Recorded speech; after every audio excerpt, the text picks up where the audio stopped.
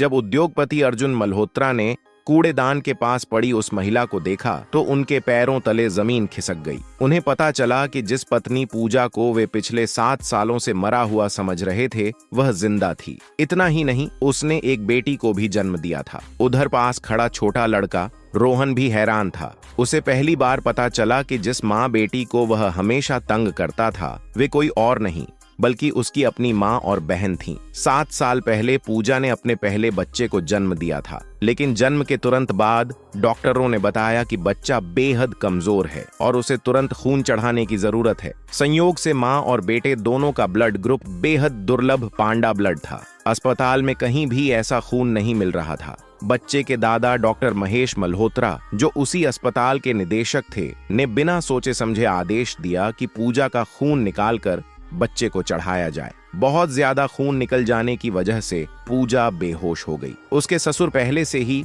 उसकी साधारण पृष्ठभूमि को पसंद नहीं करते थे, इसलिए उन्होंने उसकी जान की परवाह किए बिना उसे अस्पताल के कचरे के ढेर में फेंक देने का आदेश दे दिया। उधर अर्जुन अपने परिवार को लेने गए हुए थे। जब वे अस्पताल पहुंचे तो उन्हें बताया गया कि उनकी पत्नी प्रसव के दौरान मर चुकी है। उन्हें क्या पता था कि जिसे उन्होंने अपनी पत्नी का शव समझा वह कोई और थी। दूसरी तरफ कचरे के ढेर में पड़ी पूजा को अचानक तेज पेट दर्द हुआ और उसकी आंख खुल गई। कुछ राहगीरों ने उसे देखा और तुरंत पुलिस व एम्बुलेंस बुला ली। समय बीतता गया।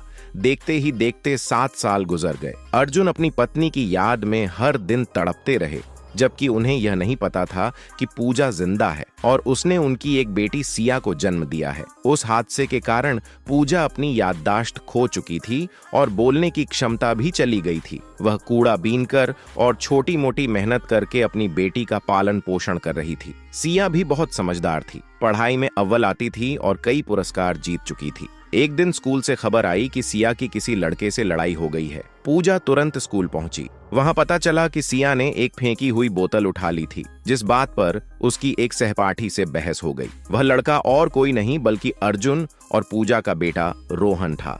रोहन की दादी सावित्री देवी को नहीं पता था कि सिया उनकी अपनी पोती है।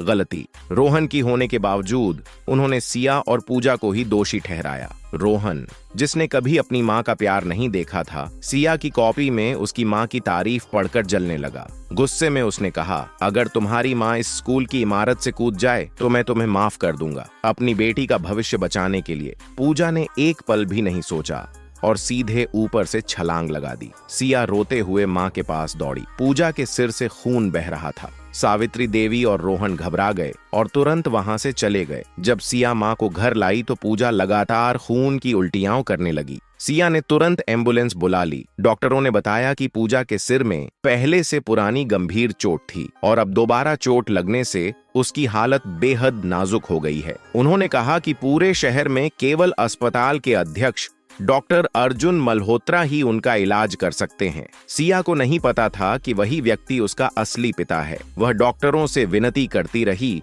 और आखिरकार एक दयालु डॉक्टर उसे अर्जुन के ऑफिस ले गया। डॉक्टर ने पूरी बात अर्जुन को बताई। अर्जुन का दिल पिघलने ही वाला था कि तभी रोहन बीच में आ गया।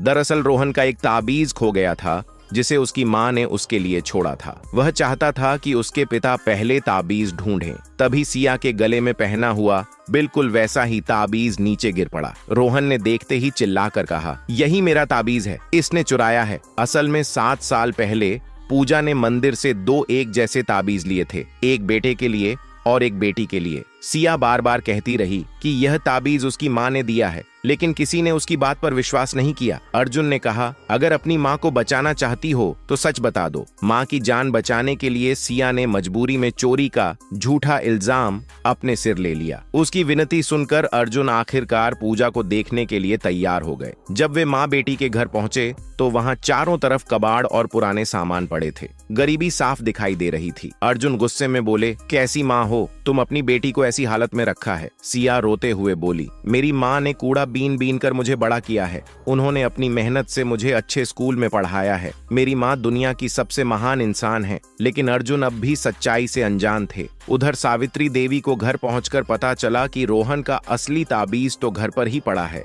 दोनों एक जैसे ताबीज देखकर उन्हें समझ आ गया कि सिया शुरू से सच बोल रही थी। वे घबराकर तुरंत वहां पहुंचे। तभी अर्जुन ने कमरे का दरवाजा खोला, लेकिन अंदर कोई नहीं था। उन्हें लगा कि माँ बेटी ने उन्हें धोखा दिया है। उसी समय बाहर आंगन से सिया के रोने की आवाज आई। अर्जुन दौड़कर बाहर पहुंचे और वहां उन्होंने जिस चेहरे को देखा उसे देखकर उनकी सांसें थम गईं। 7 साल से जिसकी याद में वे हर दिन जी रहे थे, उनकी पत्नी पूजा ठीक उनके सामने खड़ी थी। जिसे सबने मरा समझा, वो 7 साल बाद फिर सामने आ गई। नेक्स्ट पार्ट के लिए सब्सक्राइब